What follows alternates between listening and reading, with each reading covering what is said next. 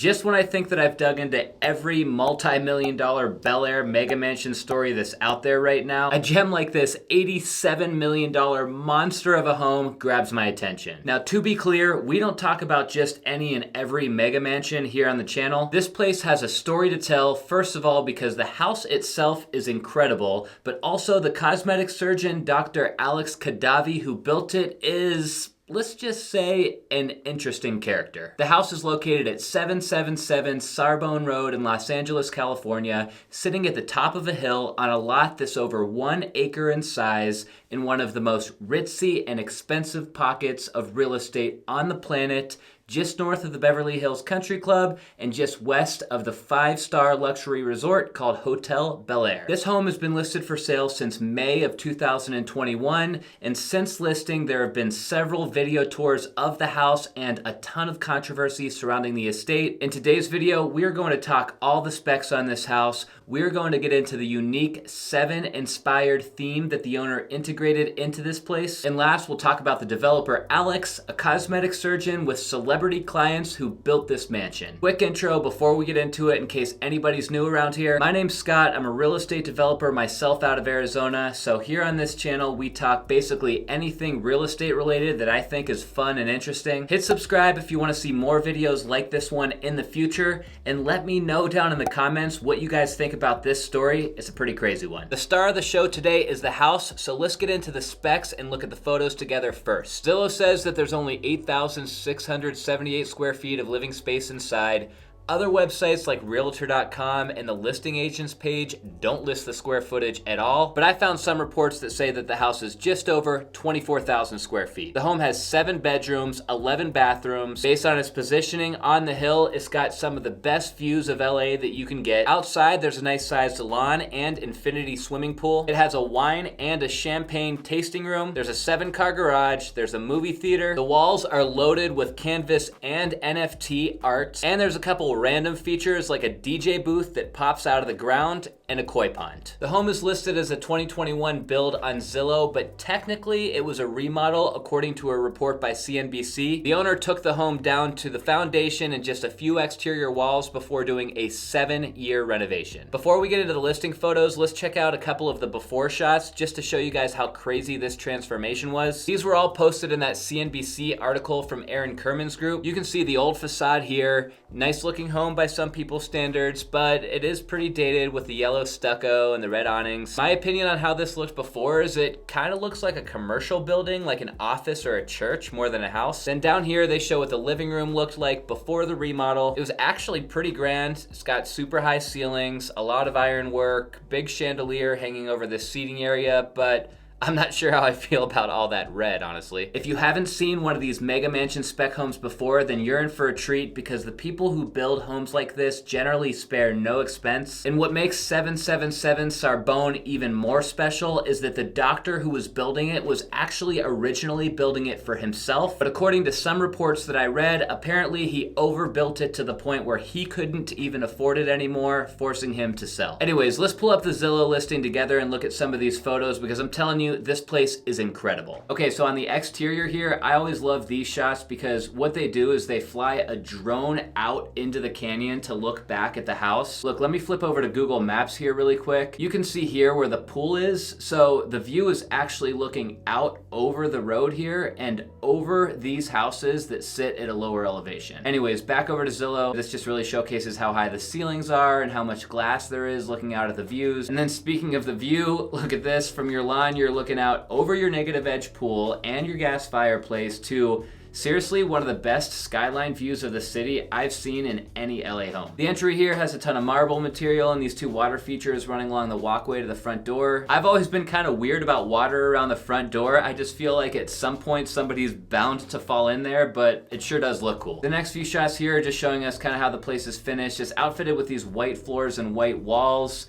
Some people might think that this is a sterile look. I like it though. You can see as we flip through these photos though that keeping the color palette simple just helps to put the focus on the views. This glass bridge over the foyer area is pretty crazy. It's a cool concept, I guess, but Not really practical because I would just think that that would be a maintenance nightmare. Okay, so next we've got a picture of the dining room. Here's one of the bars with a nice view over there to the left. There's a movie theater, of course. None of these houses are complete without a movie theater. There's a very fancy wine cellar in here, so hopefully the new owner likes wine. This kitchen is awesome. There's views out in both directions, and I always love it when people do these corner windows or corner doors. When you're in a house like this, you almost can't even tell where the inside ends and the outside begins. This master bedroom is incredible. Although, I don't know about that TV up high there. I think that I'd get a kink in my neck if my TV was mounted that high. The master bathroom and master closet are both insane, of course. That's just what you get with the house of this caliber. Then they wrap this listing up here with a few more shots of the outside of the house. There's that koi pond I think is pretty cool. It's kind of the center of the footprint of the home. And then it's finished up just with a few more perspectives of the views. There's a funny and interesting theme that you may have caught on to throughout this house, and that is the use of either the number 7 or multiples of the number 7. According to CNBC, the owner said that 7 is a number and theme that has affected him in every aspect of his life, from the age that he came to America to the floor level of his condominium. Okay, so he likes the number 7. Let's count just how many times the number 7 shows up throughout this house. First off, the address, of course, it's 777 Sarbonne Rd, and there's even a few extra 7s in the zip code. Next, it has 7 bedrooms. The asking price for the home is $87,777,777. Lots of 7s there. That one's a mouthful. That front door that we looked at earlier, that thing is 14 feet tall, which is 7 times 2. The ceiling heights inside that great room are 21 feet high. That's 7 times 3. Oh, and going back to the address, there's a 777 brass structure at the end of the driveway, and of course, each one of these numbers measures 7 feet, 7 inches tall. I was trying to figure out what the big deal was with the number 7, so I did a little bit of Googling. As you may have expected, there are quite a few people who find the number 7 to be pretty significant. It has significance in almost every major religion, plus a lot of cultures around the world consider this number to be lucky, so more power to him. Now we need to ask ourselves the $87,777,777 question, and that is, will this house ever sell for this price? Well, the good news for the owner is that there are currently around 50 active listings in Bel Air, California, and 15 of those listings are priced over $25 million.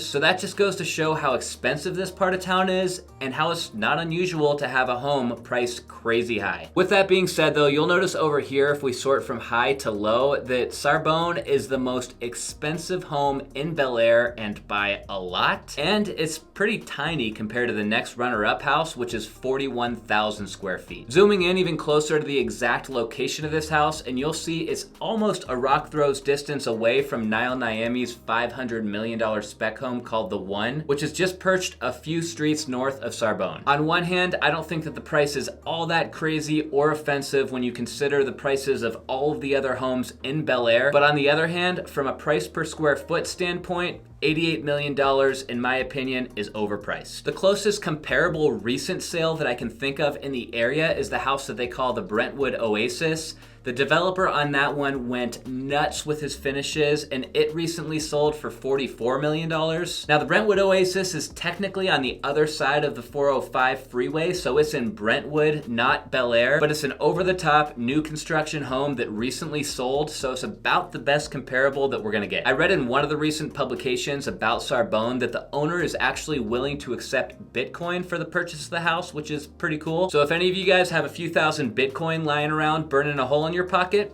this house might be for you. This video wouldn't be complete if I didn't address the controversy surrounding the 48-year-old plastic surgeon slash dermatologist who built this place, Alex Khadavi. I'm not gonna dwell too much on this, mainly because it's none of my business, but I'm sure somebody is going to show up in the comments asking why I didn't talk about it, so I need to at least bring it up. First of all, Alex is not the only cosmetic surgeon out in LA who's building mega mansions. There are also the doctors Raj Kanodia and Paul Nassif Radcliffe, who's the doctor from that botched reality TV show, both who have been in the headlines this past year for trying to unload uber expensive homes. What all of these doctors and surgeons who are building homes like this have in common is that they are servicing celebrity clientele out in Los Angeles and all over the world. Alex, the surgeon who built Sarbonne, has done work on people like Scott Disick, Lance Bass, and David Hasselhoff, just to name a few. Anyways, it seems like it's been a bit of a rough year for Alex because he has 3 things that are stacked up against him right now. First, he allegedly got into a super serious verbal altercation with his neighbors over the summer. One that, if you watch the video, we all can agree was extremely aggressive, extremely offensive, and extremely repulsive. Second, that last news comes after he supposedly made death threats to one of the biggest brokers in California, Matt Altman, who in response had to file a restraining order. And last, it sounds like Alex is desperately trying to unload this Sarbonne house due to not being able to afford it, which that's backed up by records that show that he did fall into default and had some foreclosure activity on one of his loans in late 2020. Now, I couldn't find any indication that the bank has actually taken the house back yet, but not a good sign if he is falling behind on his loans because a trustee sale might be the next step. With Alex having all of this controversy surrounding him lately, I'd imagine that his business and the reputation of this house are suffering quite a bit, which means that it's going to be even harder and harder for him to repay what I would presume to be a massive amount of debt that he has out on this house. Building oversized hillside estates in California has been a trend for a while, and some people have made a fortune doing it, but there's also a lot of people who have been burned by this because yes, it might be a highly profitable venture, but it's also a high risk venture, especially when the houses don't sell quick. If you want a closer look at the Sarbonne house, I have to recommend that you go check out the video that producer Michael did on the place back in August. He tours it with one of the listing agents. Well, she was a listing agent at the time anyway. I'm not sure if she still is, but they walk through the entire place, so it's cool to have a perspective like that as opposed to just looking at the photos on the listing. If you enjoyed my video though today, guys, one more reminder, if you could hit that like button down below before you go. And as always, don't forget to click subscribe if you're not already a subscriber because I'm putting new videos out every week.